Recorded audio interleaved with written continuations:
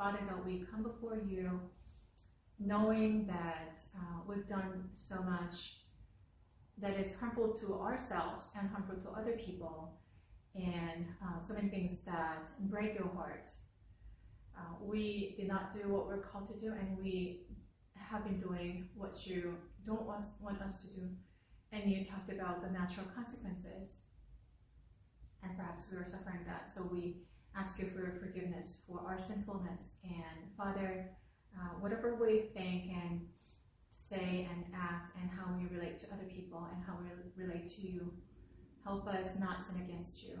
Illuminate our hearts by the Holy Spirit and empower us so that we can choose your way, so that we'll be on your side. Father, have mercy on this earth. Have mercy on your people. Lord, if you withdraw your goodness from us, even for just a second, will not be anymore. And the moment you withdraw the breath from us, we will not exist anymore. And so our lives are dependent on you, and we need you. We need you, Lord. We need you so desperately, more than ever before. And Father, help the church, help your church come alive and stay awake and intercede, and let them unite so that your humanity will be able to see your will and follow, live according to your great purposes, so that we will not feel lost anymore, and we will not be off track. We will not be heading toward the path of destruction, Father, but rather path of life. Help us understand. Wake us up, Lord. And let this pandemic wake us up, Father. And before we cease to exist, Father God, we ask you for your mercy over our families, ourselves, our friends, neighbors, and our loved ones.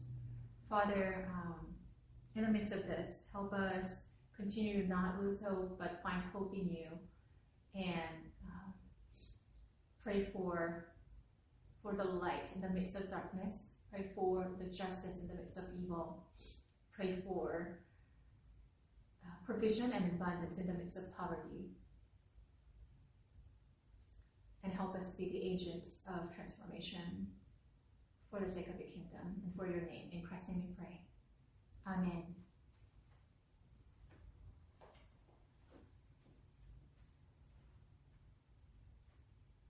So we talked about the genealogy of Jesus the Messiah partially, and we talked about the fact that it's a long history, meaning, we saw like 14 generations and 14 generations, and even that is not an exhaustive list of who existed before Jesus, right? And of course, Jesus was 100% human and 100% divine, meaning he's God, and therefore he was conceived by the Holy Spirit, meaning he, although these people are listed as his ancestors, they are technically ancestors by paper, but they did not give birth to Jesus. Mary, without the help of Joseph, her husband, gave birth to Jesus by the conception by the Holy Spirit, and therefore Jesus had the body of a human being because he needed to provide himself as an ultimate blood sacrifice. However, he is not of human origin. But then there is a reason that the Bible is talking about the genealogy, because God had an intention. He had a reason to put each person in that place. And he had a reason to let it be recorded so that you and I will be able to read. So each of the person's name is important, and each story behind it is very important. And we talked about Abraham, we talked about Jacob, and Jacob we briefly talked about him, but not to the full extent. And so perhaps we can talk a little more about Jacob today. Let me go ahead and actually pull him up.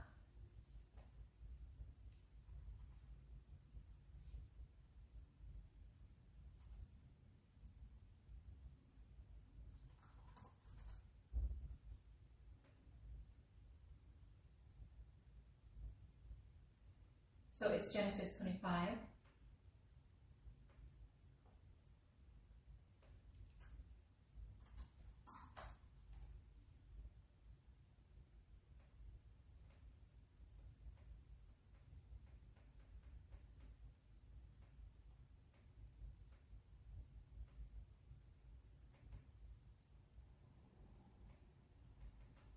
So we talked about the fact that Abraham was he came from Chaldean of Ur, and he came out of the idol worshipping, idol carving family, and apparently he was pretty rich. However, he did not know God, and God saw something in him, which was his willingness to obey whatever the command was given. At the age of 75, he was given a command to leave the familiar setting, take all his family, and go to this land that God will show step by step. And he faced many challenges on the way. He went through ups and downs, but he came to believe God firmly, even through the covenant ceremony that God provided, and also through his different moments of life and ups and downs. He found God, finally able to, his faith became much more solid than when he began at the beginning. So then God made him and his wife father and mother of nations, so that although they had just one child that was promised by God, and they had another child by a female slave, but that was not a promised child. It's a human product, right? They had only one child, but out of him came two sons, and then out of the two sons, one was chosen. I briefly mentioned about the fact that Esau and Jacob, Esau was the first one, and he despised the birthright, and Jacob was the second son.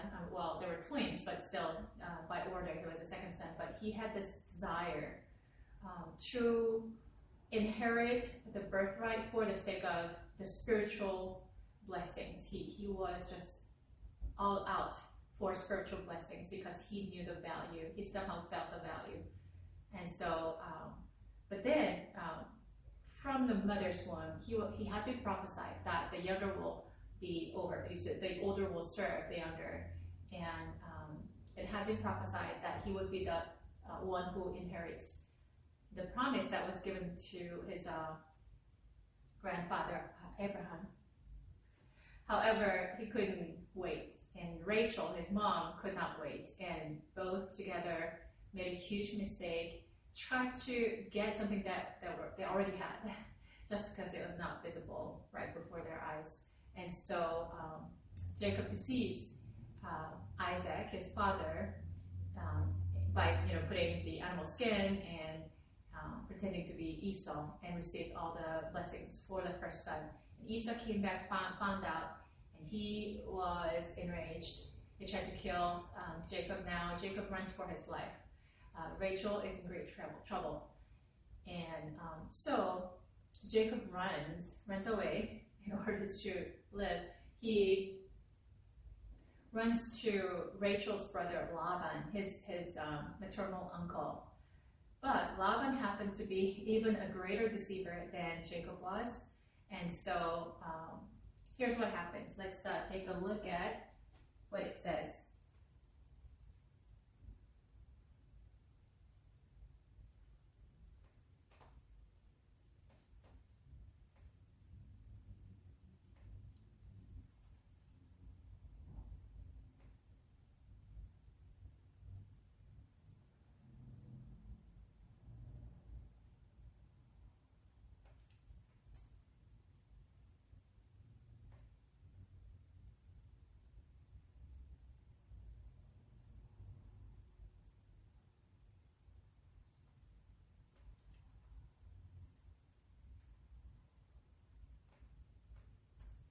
trying to locate the place where it starts talking about Jacob running for his life. So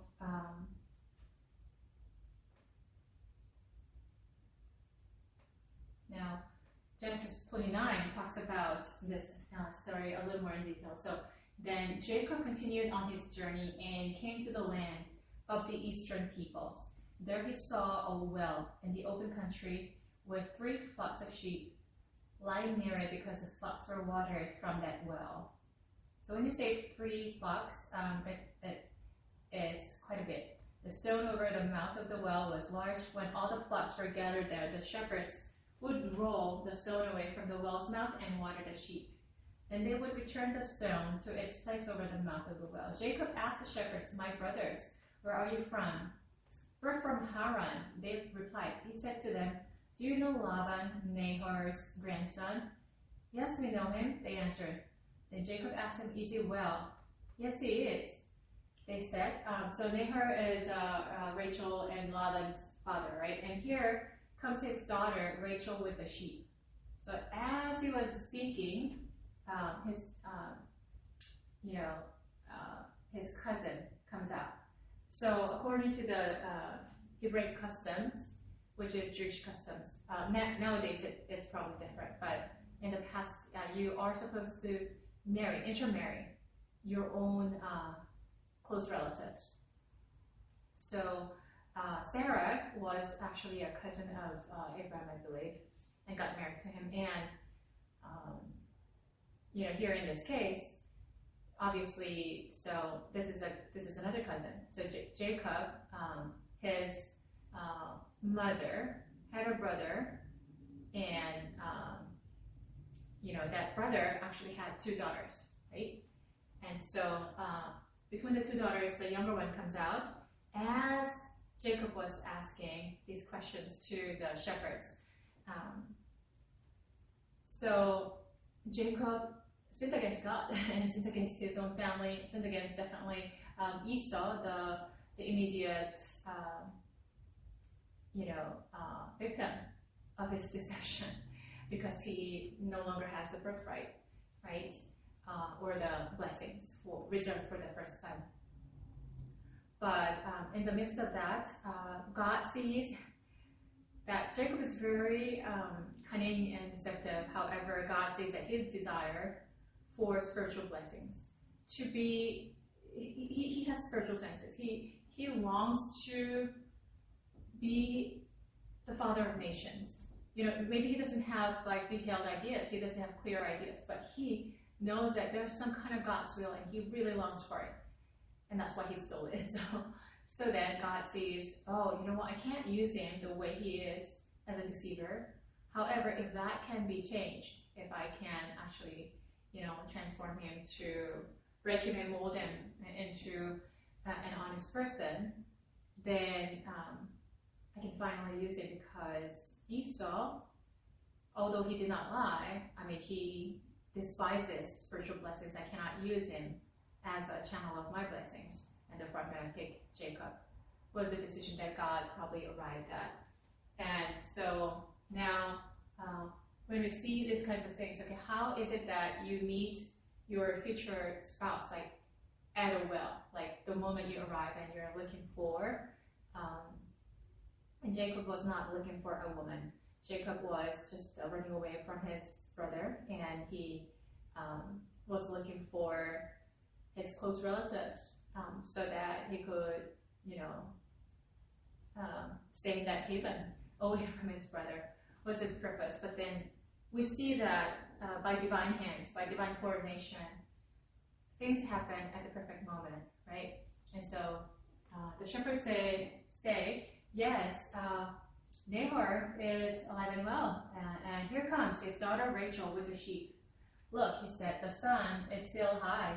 It is not time for the flocks to be gathered. Water the sheep and take them back to pasture. We can't, they replied, until all the flocks are gathered and the stone has been rolled away from the mouth of the well. Then we will water the sheep. While he was still talking with them, Rachel came with her father's sheep, for she was a shepherd. So there's a girl shepherd, right? When Jacob saw Rachel, daughter of his uncle Laban, and Laban's sheep, he went over and rolled a stone away from the mouth of the well and watered his uncle's sheep. Jacob doesn't seem to be at the beginning, at least, of his life. I don't think he is a very helpful, volunteering, sacrificial kind of person. When he saw Rachel coming and Laban, here's somebody who is connected to someone that I can actually rely on. Maybe I could live here, so let me be kind to them. Probably that was on his mind. So he was doing favor for Rachel. Then Jacob kissed Rachel and began to weep aloud. He had told Rachel that he was a relative of her father and son of Rebekah. So she ran and told her father. At that time, maybe the reason he wept aloud, maybe that was not like all drama. He was probably very broken by having to leave his family so abruptly, although it's due to his own fault. And he was pretty broken and sad, so he wept aloud. But I think he is still kind of strategic and just very smart about how he gets what he wants. As soon as Laban heard the news about Jacob, his sister's son, so Laban's sister is Rachel. I'm sorry.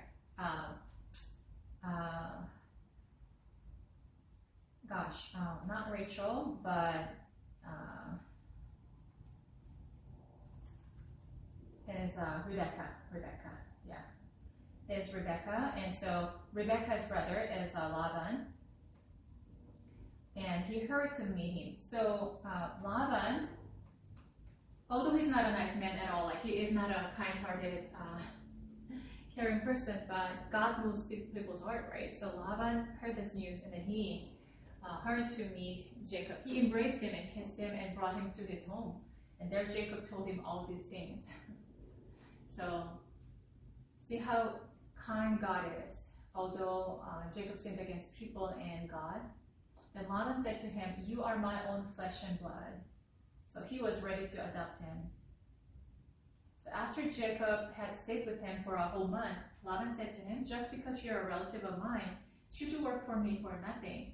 Tell me what your wages should be." So until this moment, Laban is good-hearted, right? Now Laban had two daughters. The name of the older was Leah, and the name of the younger was Rachel.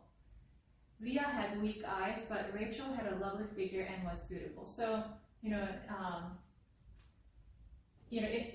are there's some gap between different translations of the Bible because it was translated from Hebrew to English or Hebrew to another language to English. So Leah had weak eyes.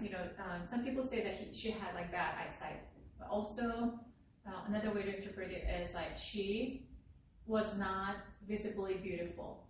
So she was not beautiful in the eyes of others. But Rachel had a lovely figure and was beautiful. Jacob was in love with Rachel and said, "I'll work for you 7 years in return for your younger daughter Rachel." So he wants not the money, but a good wife, right? Laban said, "It's better that I give her to you than some other man. Stay here with me." So after a month of staying together and Jacob diligently taking care of the sheep, the flocks, Laban says, "Oh, you know what? I think you're a good man. I think I can give my daughter to you." So Jacob served 7 years to get Rachel, but they seemed like only a few days to him because of his love for her.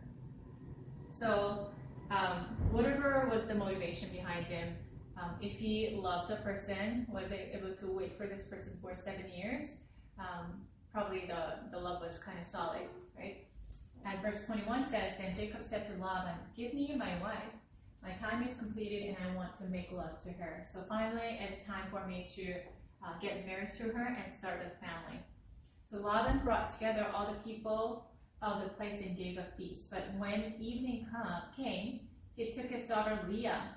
Leah, remember the one who Jacob does not love, and Leah is the one who probably did not look as beautiful as Rachel. And so Laban gave his servant Zilpah to his daughter as her attendant. So what happened is, after 7 years of seeing his cousin or his nephew serving really hard, he wasn't ready to give her his daughter.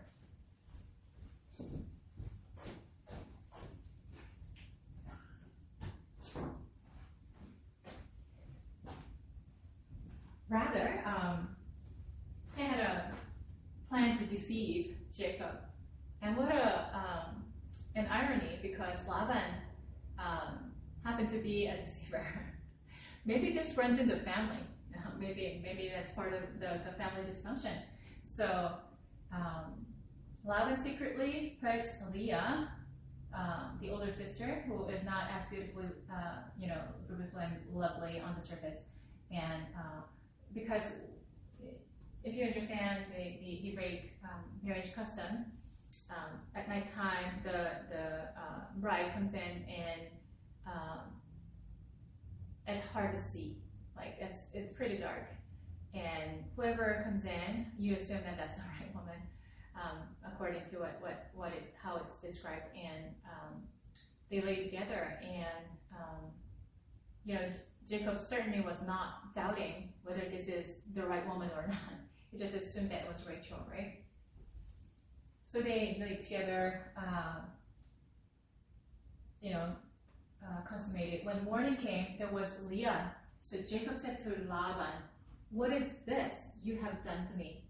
I served you for Rachel, didn't I? Why have you deceived me?" Exactly. And Laban replied, "It is not our custom here to give the younger daughter in marriage before the older one. Then why did he not say this beforehand, so that Jacob would have a choice to say yes or no, right? Finished at this daughter's bridal week, then we will give you the younger one also in return for another 7 years of work." So, wow. Okay, 7 years was not a short period of time, but now he had to wait for 14 years to get Rachel, right? And Jacob did so. In that short sentence, Jacob did so. 7 years of hard work, and probably he did a lot of reflection and processing, like, why did this happen to me? Oh, wait a minute. Well, I deceived my own family, and here is a greater deceiver. And he probably saw that God's hands were upon him from the beginning to the end of the journey, and he was able to see that God was actually allowing this to happen so that he would be purified and he would be fit to actually receive, to be the channel of blessing for the nations. And Jacob did so. He finished the week with Leah, and then Laban gave him his daughter Rachel to be his wife. 14 years passed, right? Laban gave his servant Bilhah to his daughter Rachel as her attendant. Jacob made love to Rachel also, and his love for Rachel was greater than his love for Leah. And he worked for Laban another 7 years. So naturally, because he was attracted to Rachel, and that's who he wanted.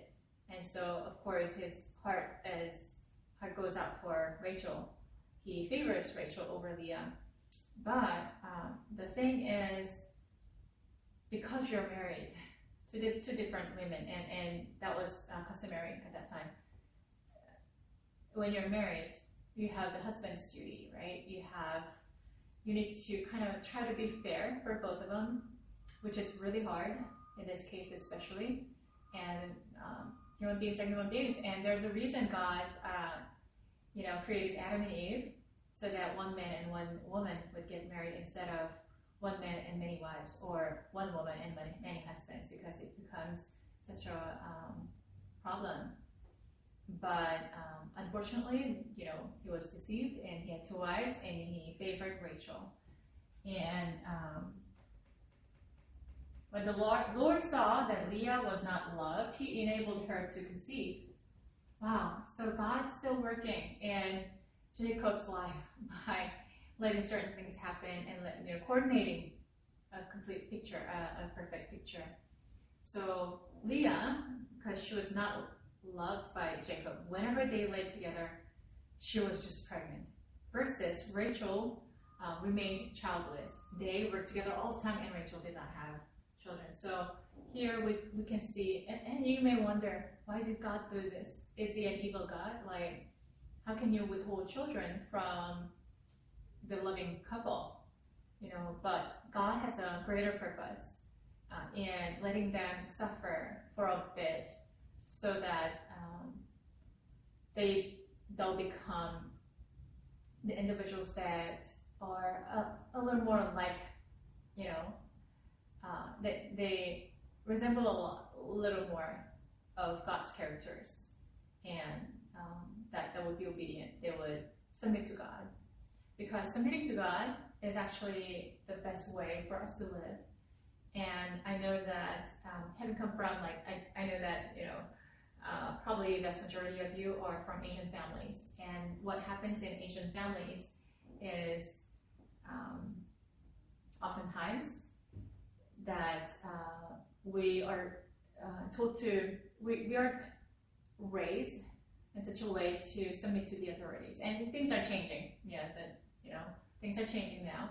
But however, one primary virtue is obedience, right? And so because of that, we sometimes see passages like this, and when we think of God, you know, we kind of like see him with the colored lens, you know. God requires obedience, and it's like he doesn't care about like what we think. He is kind of a authoritarian, and he just tells us, you know, he's forceful. But that's not the picture of God. God lures us to love him. He wants to see voluntary love, and there are times when he has to break us because there's so much sinfulness that we don't even realize. I mean, probably at the beginning when Jacob deceived Esau because his desire and was so great, and Rachel, you know, or Rebecca, his mother, her desire for her second son to be favored was so great. They were like blinded, and they did not care whether this was a sin or not. They did not really care. It did not come across to them that, you know, when they sin, God cannot use them, right? And they did not know that this blessing was all about God. It came from God. It was going to be fulfilled by God, and therefore they need to be, you know, always mindful of the fact that God is watching. But unfortunately, they did not do that. But they were just consumed by their desire to get the birthright. And Jacob did get his birthright, however, prematurely and by force. Now, when these things, tragic things happen to Jacob, you know, being deceived by his own family, you know, and it's like cheating, right? And then afterwards, having to put up with two wives, and one of them he never wanted. God is actually showing him that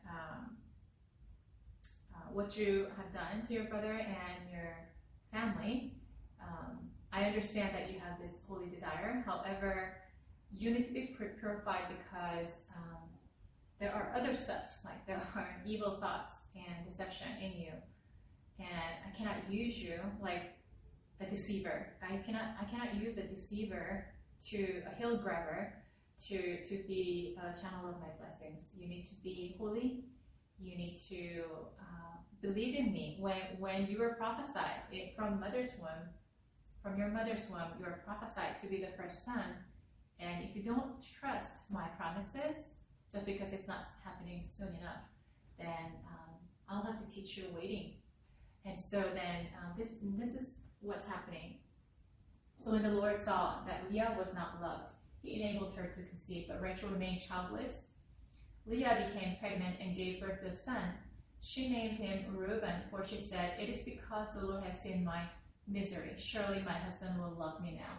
Now, in the past, I think I talked about this numerous times in my past courses, that in the ancient Hebraic culture, if a woman does not give birth, a married woman, can't give birth, then it was considered as a curse from God. Like this person has done something wrong, or the family has done something wrong, that they're childless. So it's a great shame.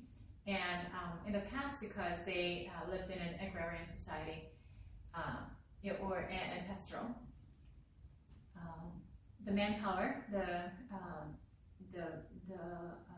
sons were considered as labor, who could actually work the farm, tend the sheep, so that they could maintain their life. So then you gotta have a son, at least one son, and you gotta have many sons. But in this case, Rachel remained childless, and it was a great shame. And if you give birth to a son, then without a doubt you are favored. And I think in our parents and grandparents generation also, those people who gave birth to a son was favored. Like, even if you don't like your daughter-in-law, if she gives birth to a son, through that relationship with your grandson,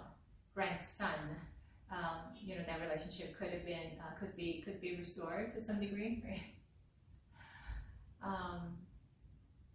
But if you give birth to a daughter, then although you might have been the most favored daughter-in-law, in the end, they understand that all the inheritances go through the son's lineage, and this person will be cut off. Then normally, naturally, your attention is more on the family who has a son. And so then Rachel had to suffer with Jacob, right? And Leah, on the other hand, what would it be like to be married and you're stuck with that person, because in the past you couldn't even get a divorce as a woman. Well, you could leave home, but then you won't be able to make a living. So what are you going to do? You have to put up with this man who does not love you.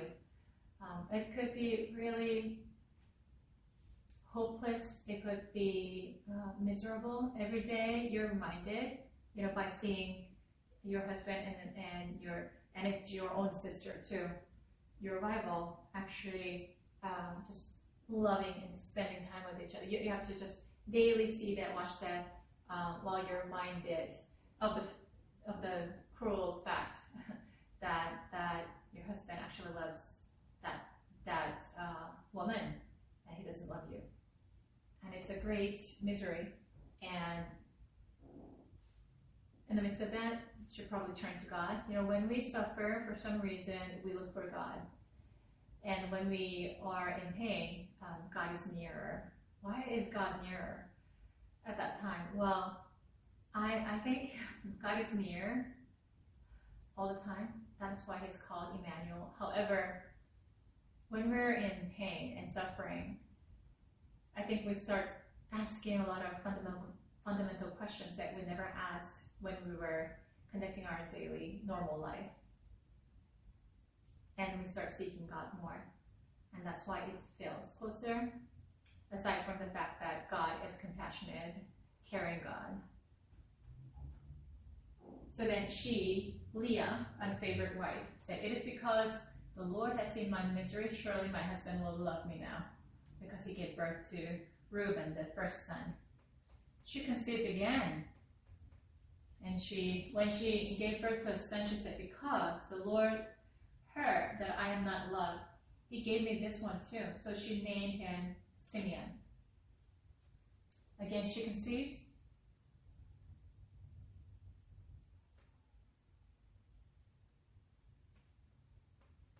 She gave birth to a son. She said, "Now, at last, my husband will become attached to me, because I have borne him 3 sons." So he was named Levi. So at last, my husband will become attached to me. So again, I'll give up on loving me, but at least he'll be attached to me, because Rachel has no child whatsoever, not even a daughter, but I have 3 sons, and he knows that his lineage will continue because of my sons, right? The sons that I gave birth to. she conceived again, and when she gave birth to a son, she said, "This time I will praise the Lord." So she named him Judah. Then she stopped having children. 4 sons in a row. I will praise the Lord. So Judah was seen as somebody who brought praise to her lips. So Judah sounds like, and maybe derived from the Hebrew word for praise. So his name is Praise. Isn't it interesting that Jesus the Messiah came through the lineage of the man called Praise? Now, if you go on,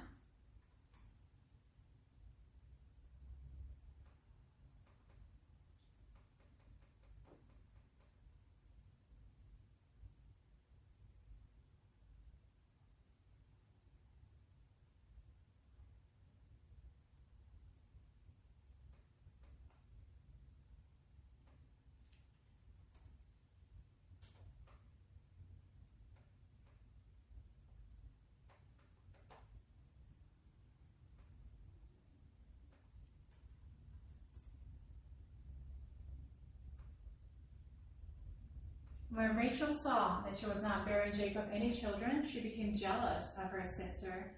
So she said to Jacob, "Give me children or I'll die." So this is very interesting.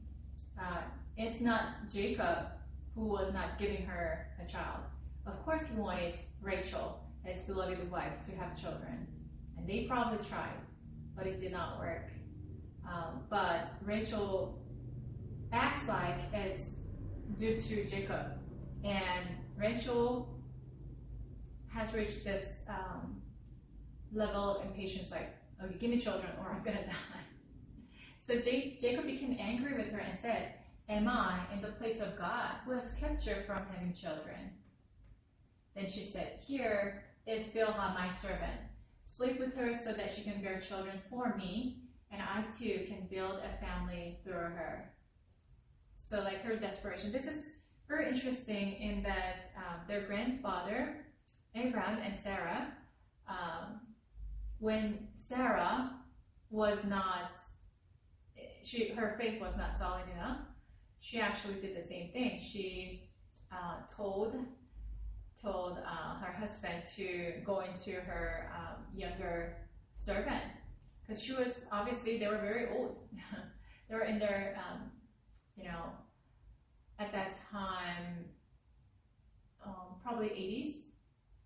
And obviously, although God said, "I'm going to give you a child, and you're going to be father and mother of many nations. Like, I'm going to give, your descendants will be like stars in the sky and grains of the sand at a beach."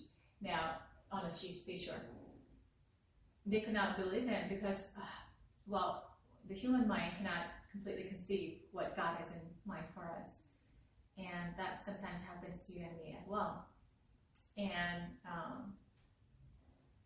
so the younger servant actually got married and gave birth to a son named Ishmael.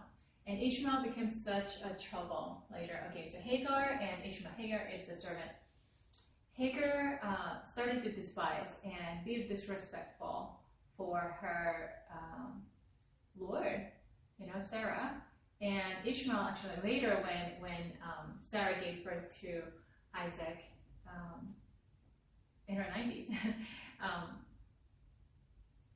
actually Ishmael, being 13 years older than Isaac, gave him a hard time, bullied him, and that kind of relationship continued on even later on as they formed tribes of their own. So Ishmael became such a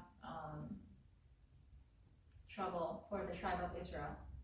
Now, they're doing the same thing right here, 2 generations after. Now, Rachel says, here's Bilhah. They've seen what happened. They probably heard the story of Abraham and Sarah not having solid faith and making a great mistake, giving birth to Ishmael, who became a problem, and Isaac, who came as a miracle baby, right? And that God fulfills his promises, he is able to bring life to that situation, and he could completely supersede or overcome his own natural laws just 2 generations ago, and they saw that. However, and Jacob is a result of that miracle, miracle baby Isaac, that was his father. But Rachel, having heard all these stories, and especially Jacob, knowing that God is able, still together they make this mistake happen. So she gave him her servant Bilhah as a wife. Jacob slept with her, and she became pregnant and bore him a son. So I guess this family also has a dysfunction of the weak father figure. Abraham listened to Sarah in the wrong direction, and they created a major mistake. And then now Jacob listens to his wife Rachel and does what she tells him to do. And then now she became pregnant and bore him a son. Then Rachel said, "God has vindicated me. He has listened to my plea and given me a son." Well, I mean, I'm pretty sure that God had compassion on her, but this was not the best plan that I don't think God had in mind. But she says, "Okay, now I finally made it happen." And then I'm going to say, "Okay, God is gracious now." So she says, "God has vindicated me, and he has listened to my plea and given me a son. So because of this, I'll name him Dan." How do I know that this was not God's will? Well, I have to be careful because people like Judas Iscariot, we don't know if that was a mistake, or God never planned on having him as a disciple, or God actually chose him to be a disciple based on his initial desire to follow, but then later he fell away. He got corrupted, and he became a lover of money, and therefore, or maybe that was his primary weakness, and then it got worse at last, and in the end, he betrays his rabbi and the Messiah. Now, Dan is an important figure. Dan is among the 12 sons of Jacob, and they form tribes. Each son forms a tribe. Actually, Joseph later on, the second to the last son, actually gives birth to two sons, and then each one actually becomes a tribe. So Joseph had double portion, but Dan is very interesting in that he is the first son, technically, that Jacob gave birth to technically through Rachel, because Rachel's servant gave birth. But because Dan was highly gifted and blessed, but then at one point he starts going astray, and later on his name is not even the name of the tribe does not even appear anymore in the Bible, and we believe that there's something significant that had happened. So Dan was cut off from God's hands, and so when people think that, okay, so like I want this, because she became jealous, like I need this, and this will make me happy. By this, my husband will surely love me more, or we'll create our own family, and that'll be to my satisfaction. But actually, we can be making a great mistake. Rachel's servant Bilhah conceived again and bore Jacob a second son. So Rachel was still childless, but her servant Bilhah gave birth to the second son. I've had a great struggle with my sister, and I have won. So she wanted to win over her sister, win over her rival. So she named him Naphtali. When Leah saw that she had stopped having children, she took her servant Zilpah. So now here's a competition going on. Leah, okay, now I can't give more birth. I have 4 sons, and my sister continues to have sons through her servant. Why don't I do the same thing? I have a servant, so she took her servant Zilpah and gave her to Jacob as a wife. Leah's servant Zilpah bore Jacob a son. Then Leah said, "What good fortune!" So she named him Gad. So all these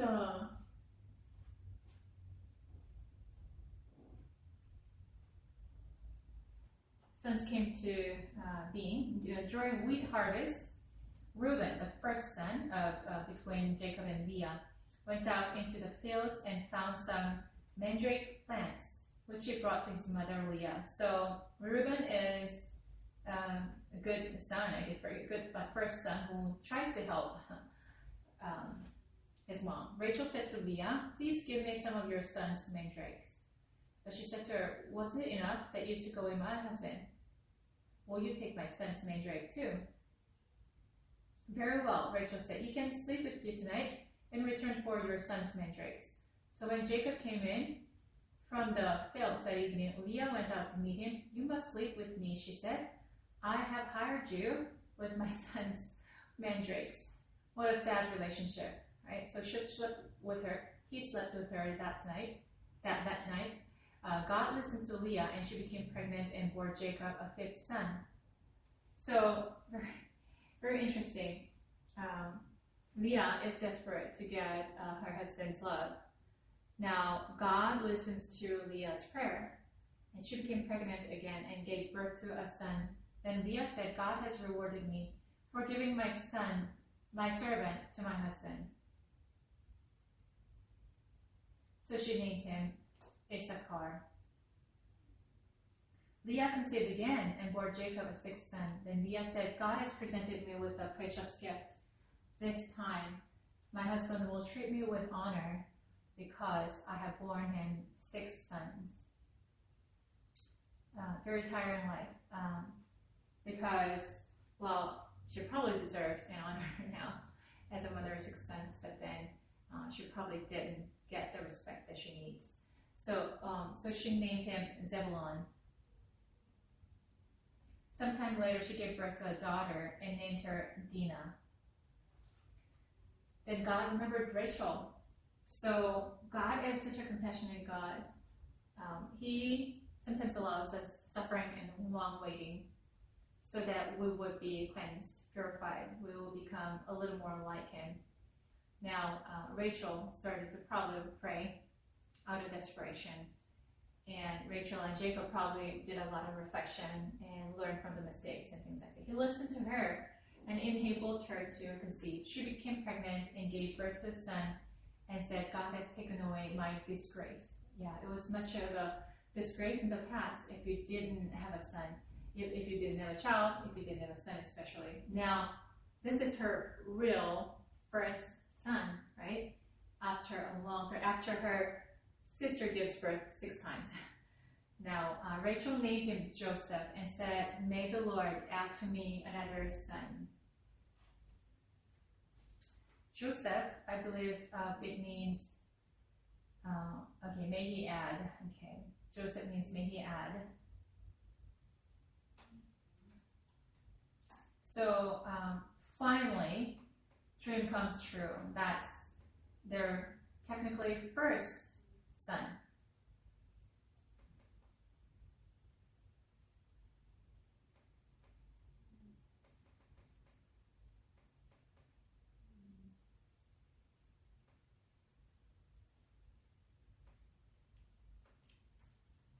And no wonder Joseph was so favored, because they went through this long waiting, and finally that's their real child. Not through the servants, but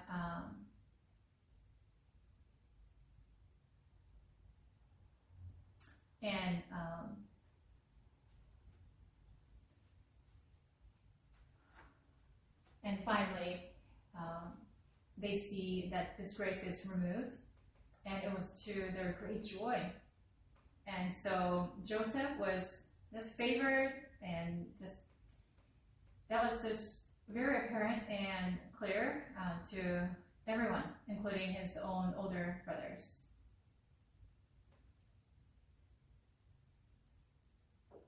So may the Lord add to me another son. So, and God actually listened to her, and she later gives birth to Benjamin. After Rachel gave birth to Joseph, Jacob said to Laban, "Send me on my way so I can go back to my own homeland. Give me my wives and children for whom I have served you for." Yeah, so I served many years, and I'll be on my way. Now finally, I served you enough, and I fulfill all my promises. So can I please go away? You know how much work I've done for you. But Laban said to him, "If I have found favor in your eyes, please stay." So Jacob obviously was a diligent and faithful worker. "I have learned by divination that the Lord has blessed me because of you." So now,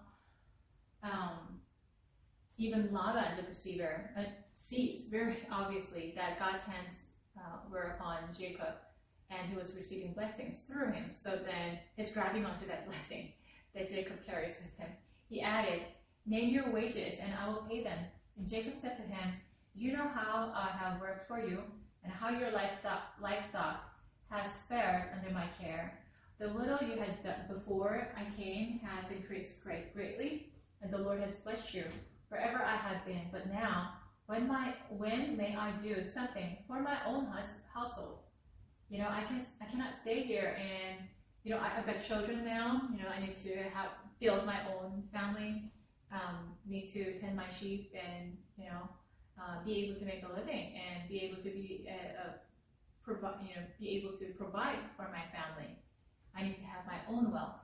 What shall I give you?" Laban asked. "Don't give me anything," Jacob replied, "but if you will do this one thing for me, I will go on tending your flocks and watching over them. Let me go through all your flocks today and remove from them every speckled or spotted sheep, every dark-colored lamb, and every spotted or speckled goat.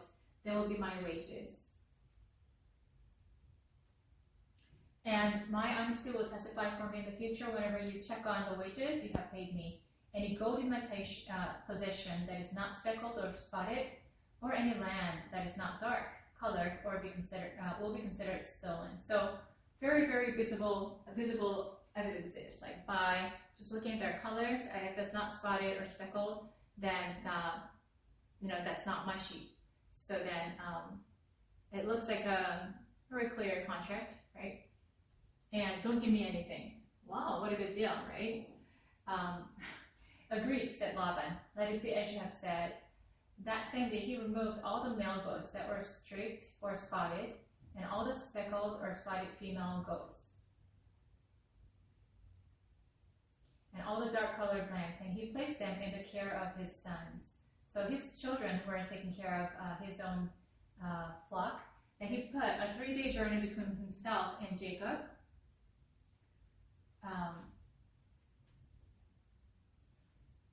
And while Jacob continued to tend the rest of Laban's flocks. So Laban removed all the spotted and speckled and dark ones. Jacob, however, took fresh cut branches from poplar, almond, and plane trees and made white stripes on them by peeling the bark and exposing the white inner wood of the branches. Then he placed the peeled branches in all the watering troughs, so that they would be directly in front of the flocks when they came to drink. When the flocks were in heat and came to drink, they made it in front of the branches, and they bore young that were streaked or speckled or spotted. There are different kinds of interpretations about this passage, but some people say that the branches attracted, you know, the goats to mate more, you know, more frequently, like more. It's more likely that they mate when they see that, and therefore, you know, Jacob actually saw,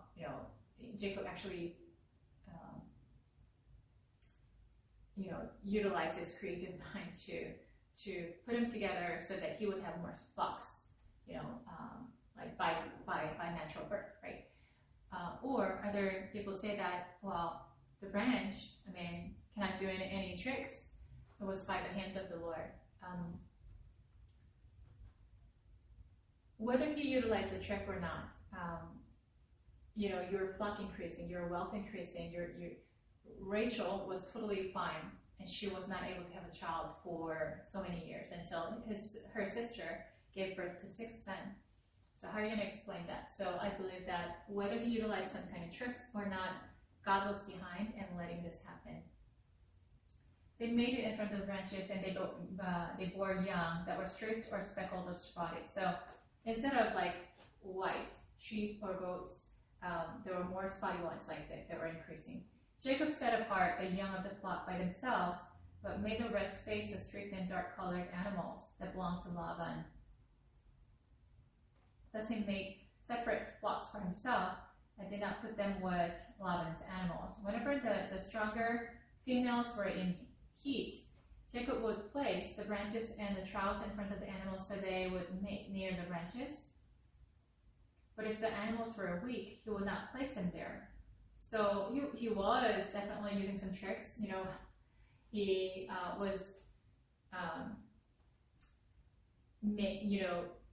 was creating this environment that is conducive to mating and giving birth, right? When the stronger female flocks were there. So he wanted healthier and stronger flocks for himself. And this way, the man grew exceedingly prosperous and came to own large flocks and female and male servants and camels and donkeys. Okay, so the primary reason he had to actually use some trick is because he saw that Laban was deceiving him over and over and over and over again. So from the beginning to the end, Jacob, although he himself had been a deceiver to his own brother, when he served Laban, he served diligently and he kept his promises. But then he was deceived with Leah, and he was not paid, for so many years, and he has children now. So then he says, okay, Laban, okay, I figured him out. Now, he's not going to be honest with me in terms of paying, in terms of giving me a fair share. So then I'll have to make it happen for my own sake, for my children, right? So that's probably a motivator behind him.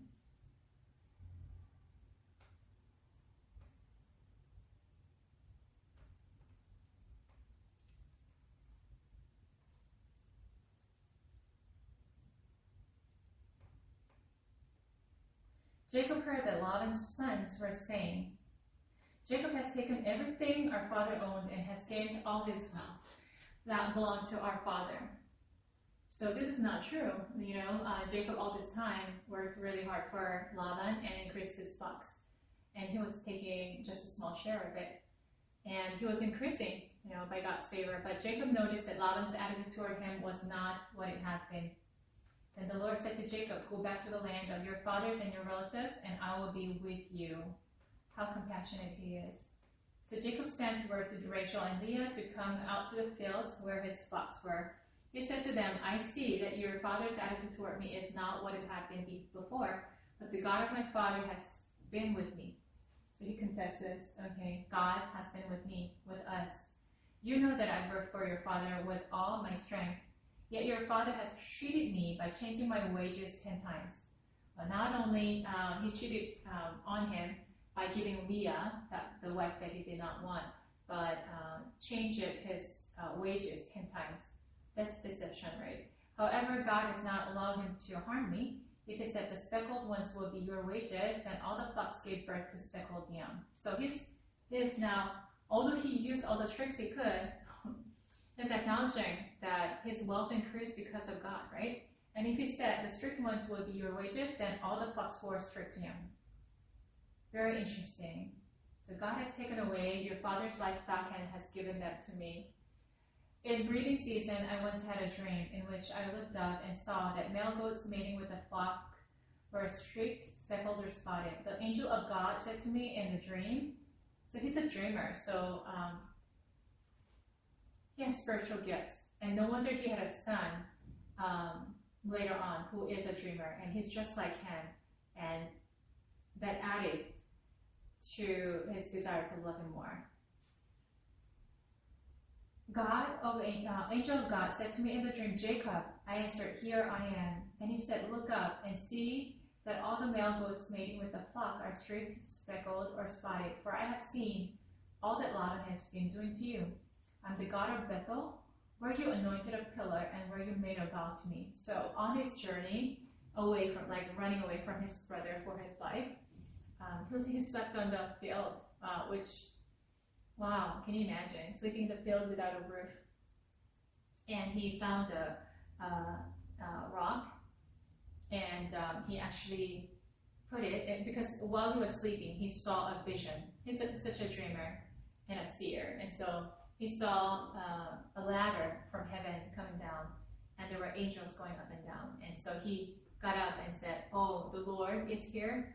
And he called the place Bethel. He put the stones together, made a temporary altar, poured oil over it, and then called it Bethel. And he made a vow to God. Now leave this land at once and go back to your native land. So out of all things, he remembers this one moment when Jacob was still a deceiver, but had a desire to know God and to be connected with God. I saw you worship. That's what I love about you. So go back to your land. Don't worry about your brother. I'll be with you. Then Rachel and Leah replied, do we still have any share in the inheritance of our father's estate? Does he not regard us as foreigners? Because Laban cheating on Jacob so many times and not giving him the share, and they had children. So Rachel and Leah are reasonably upset because their children are the ones who get to suffer. Not only has he sold us, but he has used up what he was paid for us. Surely all the wealth that God took away from our father belongs to us and our children. So do whatsoever God has told you. Then Jacob put his children and his wives on camels, and he drove all his livestock ahead of him, along with all the goods he had accumulated in Padan Aram, to go to his father Isaac in the land of Canaan. When Laban had gone to shear his sheep, Rachel stole her father's household gods. So, very interestingly, in this family, the same kind of dysfunction called deception and favoritism go on. Rachel is very much, she was beautiful on the outside, but she is not a God-fearer. And that's why when she was not able to give birth to a son, she said, give me a son, otherwise I'm going to die. And the same kind of attitude is reflected here. Rachel stole her father's household gods. So Laban, apparently, he was a spiritual man because he was recognizing that God's hands were upon Jacob, and therefore, wherever he was blessed. He was right about that. However, he had gods. He had false gods, idols that he was not supposed to have. Now, Rachel apparently is not a God-fearer either, and she thinks that these gods can do something. What Rachel has learned after giving birth to Joseph finally, she still has not figured out. Or maybe she figured out and then she, slided back, or I don't know. But at this moment, she's not believing that God is the one who can make her give birth to a son, who can close or open her womb and give her blessing or no blessing. She has seen her husband's livestock increasing by the hands of God, and Jacob probably shared straightforward. However, she steals her father's household gods. Number one, maybe these idols are going to bring blessings. Number two, idols are expensive. So she is driven by this secular worldly desires. And now, moreover, Jacob deceived Laban, the Aramean, by not telling him he was running away. So Jacob has to, Jacob cannot trust Laban, and he cannot tell him that he was running away. So he fled with all he had crossed the Euphrates River and headed for the hill country of Gilead. On the third day, so in the past, they were probably moving very slowly because they had livestock and also little children. They can't move too far. But it was not very unusual for a shepherd to go away for a few days just to bring the flock over to like the good pasture, drink water, and then, just make them come back.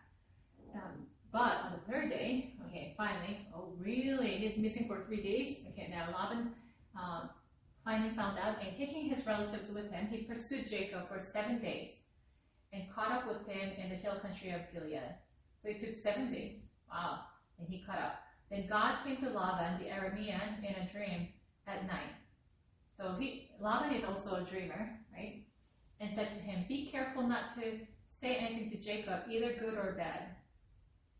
Jacob had pitched his tent in the hill country of Gilead when Laban overtook him, and Laban and his relatives camped there too. And Laban said to Jacob, "What have you done? You deceived me." And isn't this kind of what people often do? Like they deceive other people, and then they do something evil against other people, and then turn around and say, "Why are you doing this to me?" So I think we have a tendency to, that's part of sinfulness, not see what we have done wrong, but rather see other people's wrong and point fingers at them. "And you've carried off my daughters like captives in war." Look at his language, His daughters figured out that their father does not care for them anymore, or their children. And they're still my daughters, although they're married off, right? "Why did you run off secretly and deceive me? Why didn't you tell me so I could send you away with joy and sing to the music of timbrels and harps?" Yeah, right. He would have done it, right? "You didn't even let me kiss my grandchildren that he never cared for, right? That he did not provide for. And my daughters, goodbye. You have done a foolish thing. I have the power to harm you. But last night the God of your father said to me, 'Be careful not to say anything to Jacob, either good or bad.' Now you have gone off because you long to return to your father's household. But why did you steal my gods?" Oh, okay, there comes the trouble. Jacob answered Laban, "I was afraid because I thought you would take your daughters away from me by force. But if you find anyone who has your gods, that person shall not live." Well, he believes that no one has actually taken the gods. "In the presence of our relatives, see for yourself whether there is anything of yours here with me. I did not steal anything." Okay? "If you find your own possession, take it." Now Jacob did not know that Rachel had stolen the gods. So Laban went into Jacob's tent, and into Leah's tent, and into the tent of the 2 female servants, but he found nothing. After he came out of Leah's tent, he entered Rachel's tent. Now Rachel had taken the household gods and put them inside her camel's saddle and was sitting on them. Laban searched. Okay, so where did this deceptive skills come from?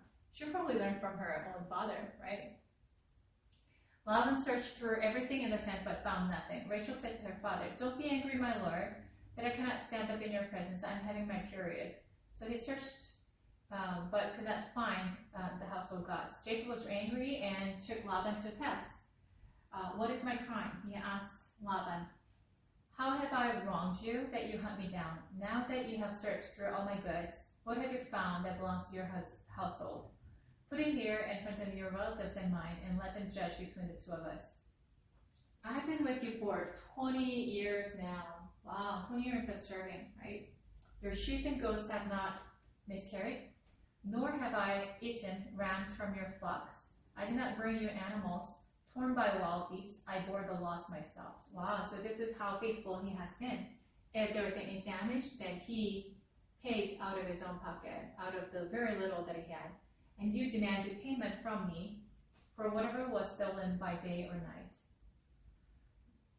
And so certainly he was not treated like part of the family or son-in-law, but he was treated like a complete stranger, right? "This was my situation. The heat consumed me in the daytime, and the cold at night, and sleep fled from my eyes. It was like this for 20 years.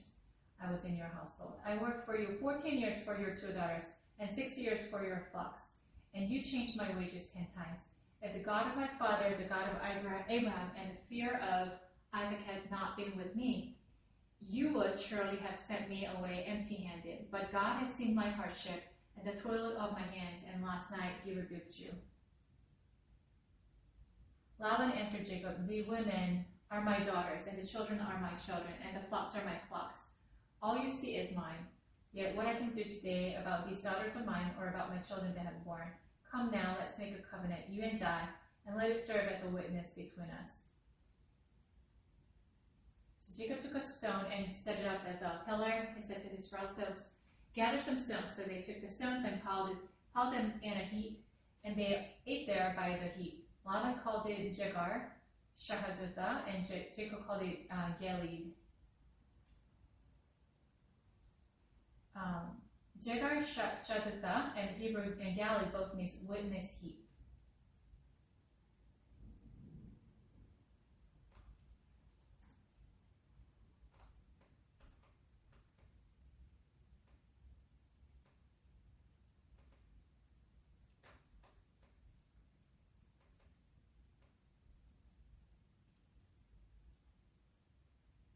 So they made a covenant. We will not hate each other, although Laban was not giving in. Ethnicity, language, disability, sexual orientation, family background, and or family income. So regardless of whatever your background is and where you came from, you need to be given the access, the opportunity to access the education that you need at the right moment. So meaning that this student needs to be educated, like say this 10-year-old needs education, and obviously 10-year-olds need education that is appropriate for their understanding level. And even if this person has learning disability or any other symptoms or things that they hinder them from learning, still this person has to be given the opportunity to have access to the education, not when this person becomes 13, not when this person becomes 19, but rather right at that moment when this person needs education. And so it is important, and I think it's pretty well reinforced in the state of California. California, although it has many problems, many inequity is going on too. However, one of the things that they are doing really well, I believe, is they really strive to provide educational opportunities for all. And I sometimes work with students with learning disabilities, and I see how they're given education and how the entire unified school district or the state really cares about the students to do well. I'm pretty impressed. Of course, it costs other people money. Like all of us are levied with a tax, so that the money would go toward raising of these children with learning disabilities to do well. And not just learning disabilities, but people with disabilities in general, to help them, to support them, sometimes lifetime, and it's pretty costly. And I wonder to what degree you do need to take away from other people without disabilities in order to help them. But I think the intention is really good, in that we see all of us as part of one community, and we do take care of our neighbors as ourselves. It's a really good attitude.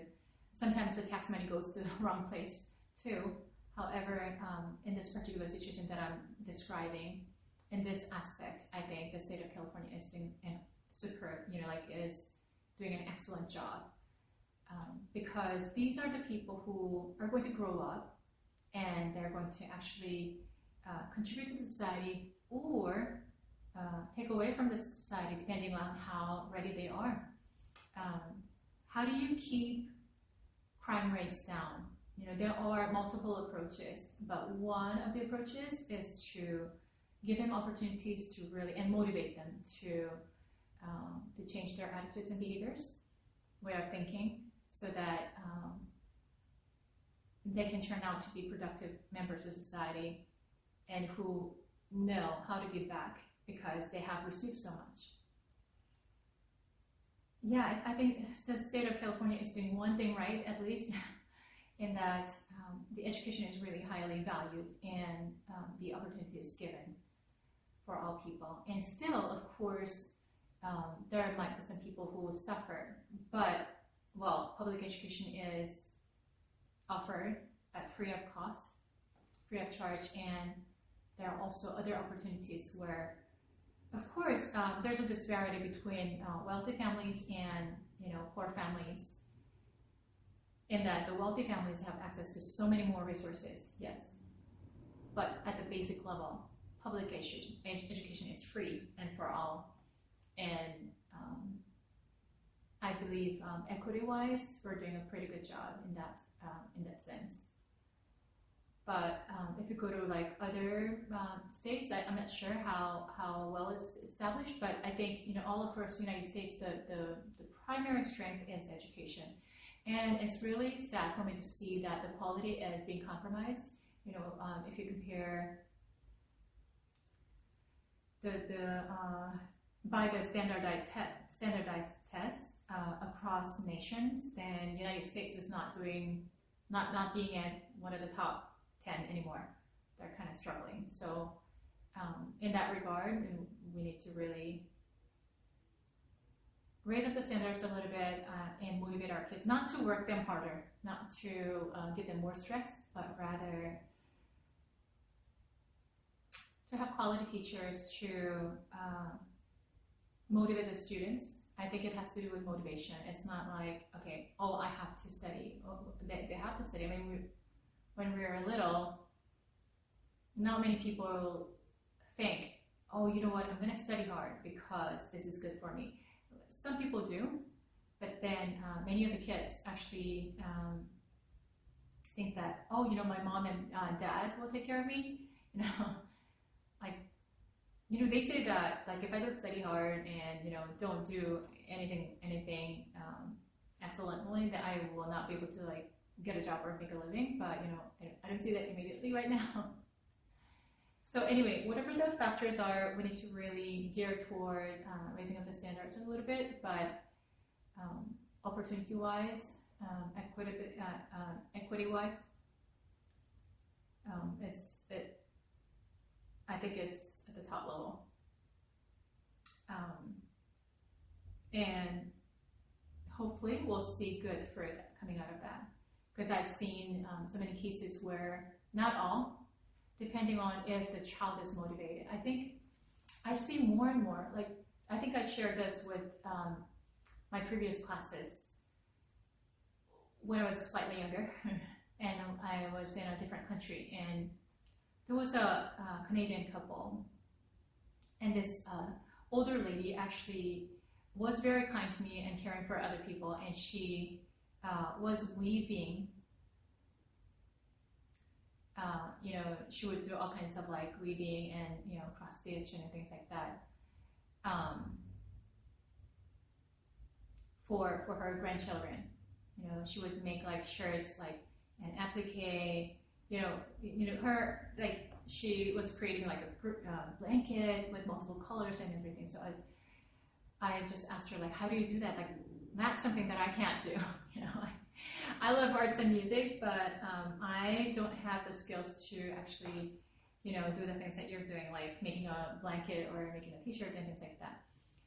She said, I learned these skills like at a later age, but it all has to do with desire. If you have a desire, you will get it done.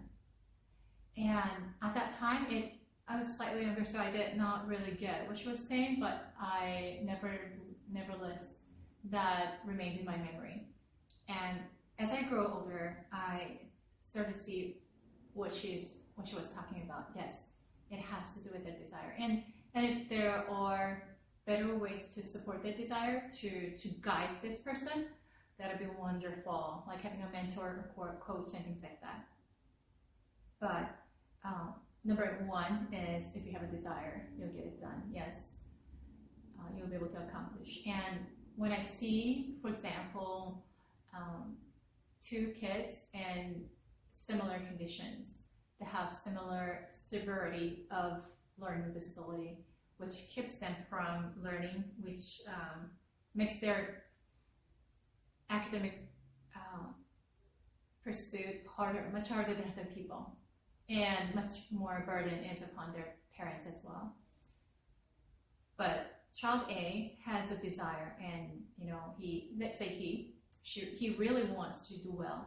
He is not afraid of making mistakes, and he is not fearful of failures, and he just keeps trying, and he follows guidelines out of his desire to do well. Versus child B is not motivated. Child B might be happy, or might not be happy because child B is also suffering, struggling with academics, and it doesn't feel good, right? But this child actually is not motivated to work harder, to catch up, to do well, to excel, but barely, going to school, like, oh, my attitude is like, why do I have to be here? Like, okay, like, I'll do what is minimally required of me, but I don't see why I have to do this. So even among the little children, their attitudes are very different, and depending on their family as well. Not to say 100% responsibility is on the parents. No, each child is different, but there is a strong influence from parents too, what their attitudes are like too. And whatever the attitudes these children have, whatever the factors are, one person, child A, is motivated, child B is not motivated. Then after just a few years of receiving the similar support because of the similar situation, right, similar condition, and their intellects are not too much different, but I can almost guarantee you, that child A is going to overcome. Child A is going to succeed. Child A is going to catch up. Child A is going to experience sometimes, not all the time, but sometimes will experience like a major leap, like a major development, like a breakthrough. Not to glorify college work, because that's not the only way that people are designed to do. Because some people don't go to college these days, they sign up for like micro colleges or like for certificate programs and things like that, and they still do so well in their areas of expertise. But say college is much desired in Asian families, right? So I've seen cases like child A who has probably moderate, at least minimum, moderate severity of disabilities, and this child is motivated.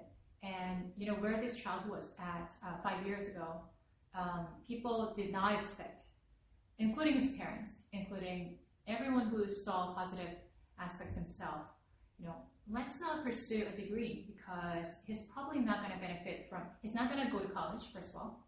Number two, if this person goes to college, probably not going to be very beneficial because his disabilities are pretty severe. This child is going to probably benefit more from like by start working, learning some job skills, like even menial tasks, repetitive, tasks, and some office work, very, very basic office work. Then probably that's like the maximum that the child can perform. And that's going to be the most appropriate job that will make him happy. all of us believe that. And, you know, after like a year, we're seeing like, oh, like he's so motivated. He's like doing like 120% of what's required of him. And he's like, there's something in him, like he wants to do it. And so then the teachers changed their academic goals because he's achieving them quicker. 2 years later, it's like, I can see the parents' countenance have changed. The parents are like, you know, they, at first when I meet them during the first meeting, they're like, we feel so guilty that this child turned out to be this way. It feels like our mistake to give birth to a child who is with disability. You know, what did we do to make this happen? Common sense of guilt, although maybe it was not their fault, at least directly. And you know, my child is struggling so badly that, you know, all we hope is finish high school, and that'll be to our joy. But 2 years later, their countenance is completely different. Like, oh, you know what? I'm so happy. What did you do that this child changed so much? And then 5 years later, like if I join one of the last meetings, this child not only is now the child moved from special education to general education, and not only that, this child is now, you know, obviously pursuing a high school degree versus certificate, and it's beyond what we had expected. And this child is like now even more motivated, like, oh, a sense of agency. Like, I can do this. I trust my teachers, and by the way, you know, sometimes it's a combination of everything. Like if you meet a very good teacher, then you're going to change. Like when I say a good teacher, I'm not talking about just skillfulness and things like that, but this teacher has a heart that loves the child, that cares about the child, that wants the best for the child. And then, you know, not just one teacher, but all around. Then, you know, this child changes, major transformation. And then at the end, like, okay, so now he's applying for college. And when I heard that, and this is not every time, unfortunately, but there are times when the child completely exceeds the expectation because he has a desire. And that desire, for some reason, well, his parents did a good job really encouraging him in the right way. And this child just knows, like, you know what, from what I've seen, I think I can do this. And I can guarantee, almost guarantee you, when this child goes to college, out of all the challenges and difficulties that he's going to face, having overcome so many hurdles in the past, like early on, he'll probably succeed again and going to be a productive member of the society, and perhaps learn to care for other people who are struggling. And so the desire has to come from within, though. It can, if you have a desire like deep down and somehow it's discouraged and somehow it's pressed down, then you can see the potential and then actually draw it out. However, there are students who don't have a desire at all. I don't know why I have to be here. Like, I come here out of obligation, and you know what? I'm gonna just live my life like this. Like, I don't have a particular goal. I don't like. I don't want to be like too successful. Like, if I could earn money, that'd be wonderful. But you know, I'm not sure if I'm willing to like put the kind of effort into, like, I'm not sure if I want the cost and sacrifice that it takes. Or it's just about money, and when they get the money, they're like, okay, so this is it. I can live comfortably, I can buy what I want, but oh, why is there such a dissatisfaction in my life? Because money was the only thing, and money, we find out that money does not solve all the problems. Money does not bring in happiness, unfortunately. And so money brings comfort, money brings certain degree of resources, but it's different than when you feel guided when you are pursuing something that is greater than just this life, like, okay, eat and sleep and earn money and then be rich, raise children, like, if you look beyond that, if your picture is a little bit beyond that, beyond survival, beyond just becoming rich, and becoming rich itself is not an easy task, I tell you, but if that was your direction, once you have achieved that, or if you look at many of them, I'm not being judgmental here. I am trying to share with you the truth that I'm hearing directly from their mouth. Many of the celebrities, and what they really wanted was glory. They wanted fame. They wanted people to notice them, and they wanted to become a big name. Also, they because oftentimes they have this like appearance that is like super attractive, and I wanted people to make comments, keep making comments like, oh, he's so like good looking, oh, she's so beautiful, and I'm hearing all that. Like, so once this person has gotten up whatever the ladder, career ladder, and this person has reached the maximum fame, the maximum wealth, therefore, right? You can be pretty wealthy after as a result of becoming a famous actor or actress. And wow, now people, are just crazy about me. When I stand before them, like on a stage, like they cheer for me. They try to like shake hands with me, and then they don't want to wash their hands for 3 days. After they have achieved that, are they really satisfied? There's such a deep emptiness in their hearts, if that's what they had been pursuing. But if they had been pursuing something greater than that, something beyond themselves, beyond self-glory, beyond fame, beyond wealth, then they're not broken and empty when they reach that point. And the sooner we figure that out, the better for us, because life is only once. And make the most of it, right? YOLO. And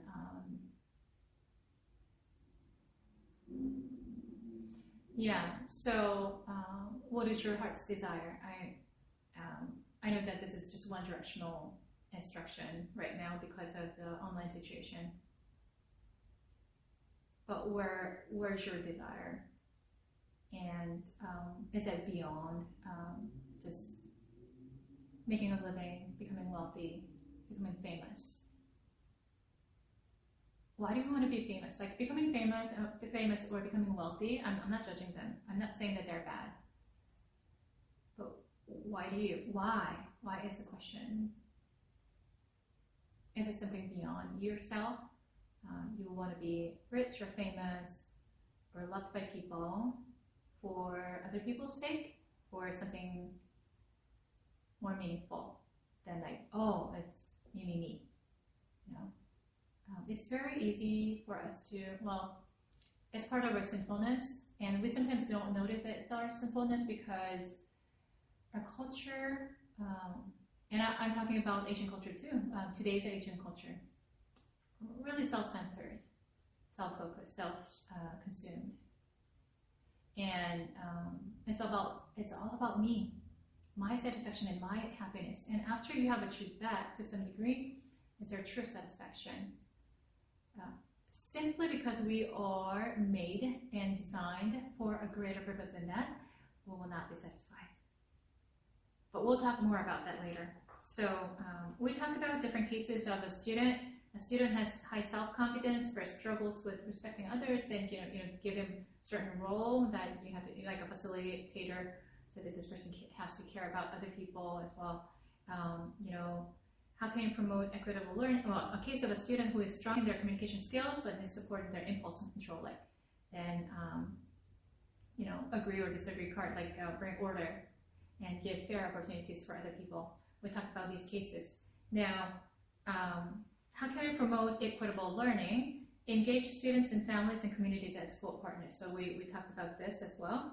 diversify the educational workforce. So like not only the students need to be diverse, but it's beneficial to, it broadens our perspectives that there are different understanding of different worldviews out there, rather than you are surrounded by people of your own culture, right? And provide meaningful profession, and not only the student body, but if you have different teachers and instructors and leaders, adult helpers who come from different backgrounds, then it'll be beneficial in terms of stretching your perspectives. Provide meaningful professional development and supports. Yeah, that's important. Develop inclusive discipline and dress code policies. So let's talk about meaningful professional development and support. What is that? So we're focusing a little more on young adults and beyond, like I said before. Sizable shifts in the demographics of the educator workforce will take time, but in the meantime, schools and districts can more immediately address the mindsets and skills of the educators currently teaching students through professional development and supports. One Black mother said, "If you can't have folks that look like you, at least have the ones in the place be culturally competent so that they understand and they don't just make assumptions." Professional learning opportunities can create space for open conversations about bias, can support adults in continuously interrogating their own biases, as well as developing more inclusive lesson plans, right? Discipline strategies and other ways to infuse self-awareness and cultural competence into the practices they use with their students. For example, this could include anti-bias training, professional learning communities, where educators can discuss how to create inclusive environments and training and restorative practices. So whether you like that person or not, whether this person,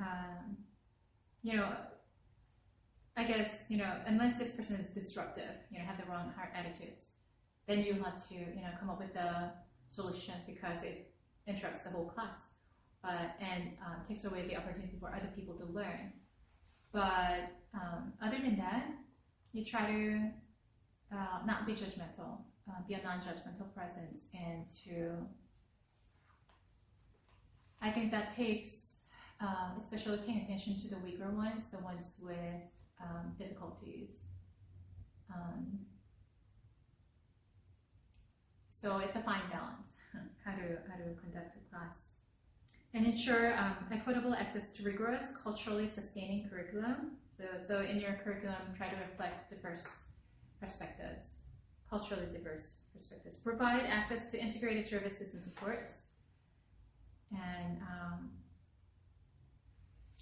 so one of the things that I included was, so how do you help adolescents? How do you help young adults to become learners? Okay, so let's talk a little more about adolescents. Right now on page 14, the research on 5 categories of non-cognitive factors that are related to academic performance. So cognition is one primary aspect. I mean, if you want to learn, I mean, it takes brain, it takes cognition for sure. But then there are other factors that are inseparable, because although we may mention, we may name different factors, they're not separable. They're all mixed together in that environment, and they're provided to you. And they sometimes have synergy, or they can synergetically actually take away the motivation. The research on 5 categories of non-cognitive factors that are related to academic performance: academic behaviors, academic perseverance, academic mindsets, so hearts and attitudes, learning strategies, and social skills, even social skills. Wow. So like in the past, we did not think, I mean, recently, in the recent past, like a decade or so, or 2 decades, social learning theories or social developmental theories that we are not created as just one single person like who's dropped from heaven, but rather we're born into a situation. Even for those who do not have their biological parents, either adopted family or somebody who took care of your grandparents, your caregivers, and whoever you're surrounded by, you are a byproduct of that social environment. And that has greatly shaped your understanding of the world, and that affects your, even affects cognition and cognitive abilities, and development of the cognitive abilities. And that certainly influences your learning. So, and social skills is very important in terms of like in a sense, and we cannot take care of even the social skills. You know, when it comes to academic performance, like even that is enough of your responsibility. But social skills is, if possible, you know, to provide that. Actually, all these things have to be learned at home, and unfortunately, we have actually put it into the hands of these professionals in a postmodern society. And it seems like parents are like, okay, can a specialist, can a professional teach my kids social skills? And you're responsible, you're being paid for that. And as much as I understand that parental difficulties these days, you know, there are dual income families and moms get to work as well. It's very tough, and that they not only have to take care of the house chores and, you know, homemaking, and at the same time raise children. It's a very challenging time-wise and energy-wise to have to teach these kids, you know, social skills. And what if the parents don't have the social skills? Then, you know, it's more difficult to deal with. However, I think we forgot. I think we forgot the fact that children are supposed to be raised at home, and the primary responsibility is in the hands of the parents. So when we actually even recognize that, then I think it's going to change the picture, and the society is going to be better. It examines whether there is substantial evidence that non-cognitive factors matter for students' long-term success, clarifying how and why these factors matter, determining if the factors are malleable and responsive to context, determining if they play a role in persistent racial, ethnic, or gender gaps in academic environment. So take into consideration, okay, who is more vulnerable here? And illuminating how educators might best support the development of important non-cognitive factors within their schools and classrooms. But this does not mean that the responsibilities like so heavily fall on the educators, because once again, the students need to be motivated. It's not just the educators. And so then the motivation, the desire, and the students, how do you encourage them? They themselves have to want it. The parents need to be supportive. You can't just drop off your child and then go to work and come back home and pick them up and say, okay, how did you raise my child? You know, sometimes I see that in parents. And as much as I understand, once again, it's tough to be a full-time worker and have to raise your family. But I think their attitude is kind of, I see that attitude sometimes in church. Like, I drop off my kid, and why is my kid not, like, faithful enough? Why is my kid not performing well? Why is my kid not changed? Like, you're supposed to change them. You know, I sometimes see that kind of expectation. Like, they wouldn't say it like this. I'm just being kind of facetious, but like deep down at the bottom, like that's the premise that they have. Like, I gave my child to you, a specialist, and why are you not changing my kids? It's a joint effort. It's a joint effort, and more responsibility will fall on the parents because they have more time with the kids. And because of this special tie. If you do any kind of survey to adolescents and young adults, who has influenced you the most? Almost all the time, it's parents or parental figures. I haven't seen anybody who says, unless this person is an orphan, grew up in an orphanage. Not many people say, my teacher, the greatest teacher that I've ever had, like even that. No, it's parents. There's a love and hate relationship between parents and children, but nevertheless, even if you hate them, you're greatly influenced by them. There's a biological tie, and we cannot ignore that fact. Now,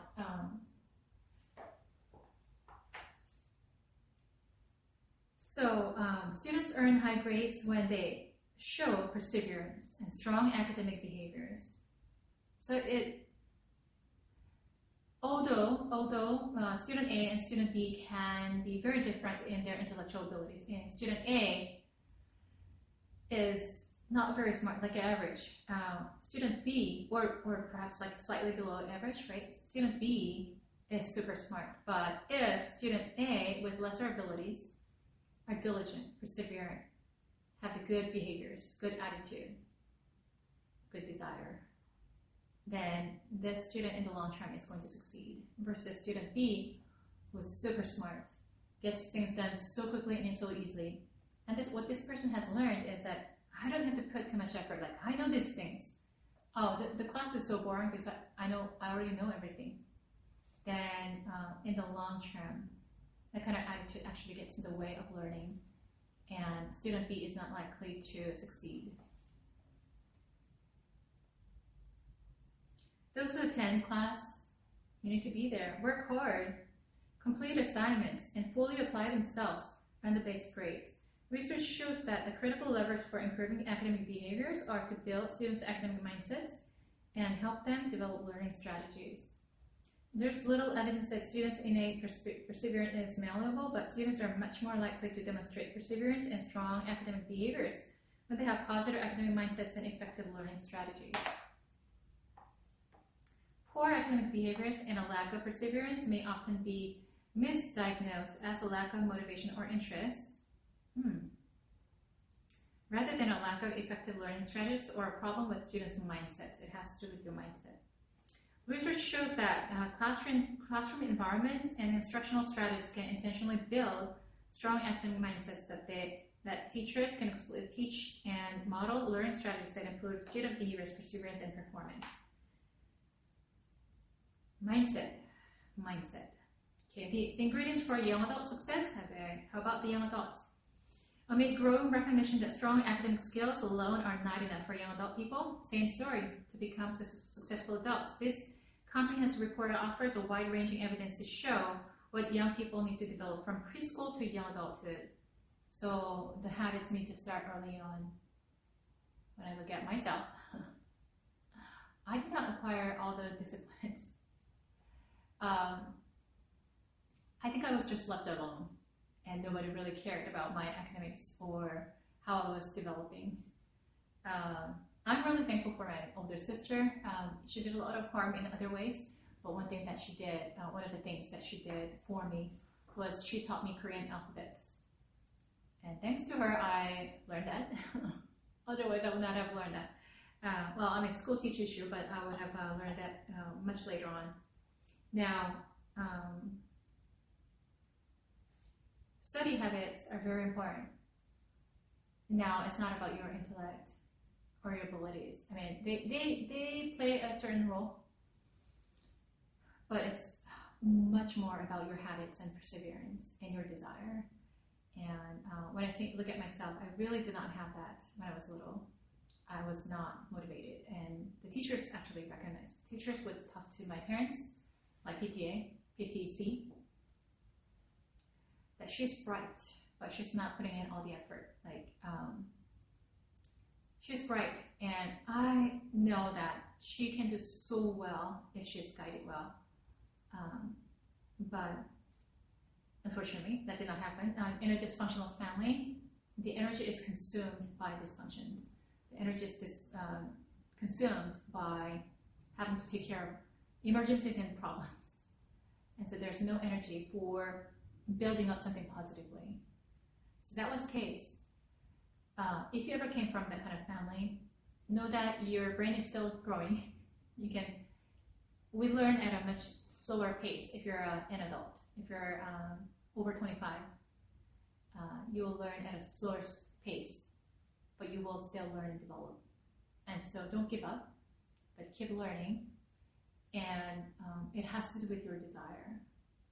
primarily.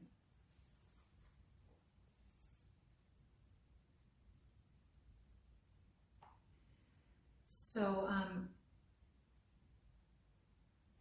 the comprehensive report offers wide-ranging evidence to show that young people need to develop from preschool to young adulthood good habits, right? To succeed in college and career, have healthy relationships. Relationships are very important. Be engaged citizens, so, participate in your community. Make wise choices. Your choices are very important. So therefore, how do you make your choices? Some people, I think there are individual differences even when two people grew up in a very similar environment, or even in the same family, different people make different choices in response or reaction to the same stimuli. However, it also has to do with your parenting and what you learn from school as well, or the ones that are closely affecting you, influencing you. What did they teach you? I believe that God is the best teacher, best mentor, the Holy Spirit. And so the best way to raise a child is to raise him or her in faith, so that not only surrounded by good people, but that God will speak to this child directly. Then you can guarantee that it's going to be a success. Not just in a worldly sense, but overall, in a long term. Something beyond just our myopic visions that this child is going to be successful in the later life. It concludes that rich experiences combining action and reflection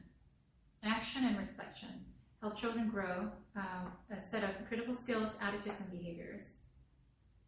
And it suggests that policies should aim to ensure that all children have consistent, supportive relationships and an abundance of these developmental experiences through activities inside and outside school. The key factors, the kinds of experiences and supportive relationships that guide. So who you're surrounded by is very important. Recognizing that there are no silver bullets to promoting social emotional learning, the report emphasizes a range of factors that build on one another over time.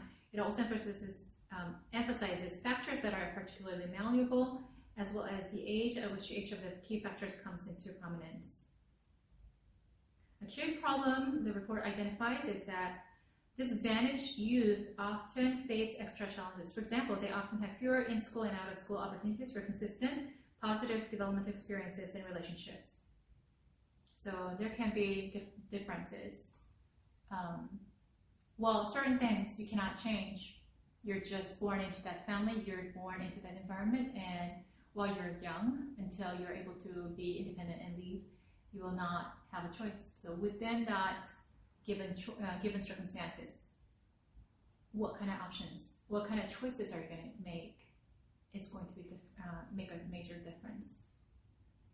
As much as the state needs to do its effort to promote healthy relationships and healthy environment in and out of school for the children, for the citizens, but once again, certain things cannot be changed immediately or long term. Then your choice is going to make a difference. And even for adults, what are the things that can change? What are the things that cannot be changed? And how are you going to make your decision? So I'm going to leave you with that, and let's close with prayer. Heavenly Father, we thank you so much for giving us the opportunity to learn.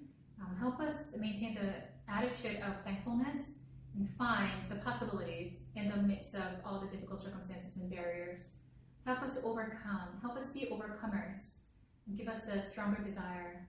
And Lord, send us on our way good mentors and coaches and supporters, Lord God, who can help awake the deep down vision in our hearts, and who can guide us so that we will not be led astray. We will not make the wrong choices that's going to be costly. And Father God, if we have made wrong choices in the past, Lord God, someone who can actually help us, guide us to the right direction so that there will be some kind of restoration, so there will be other opportunities.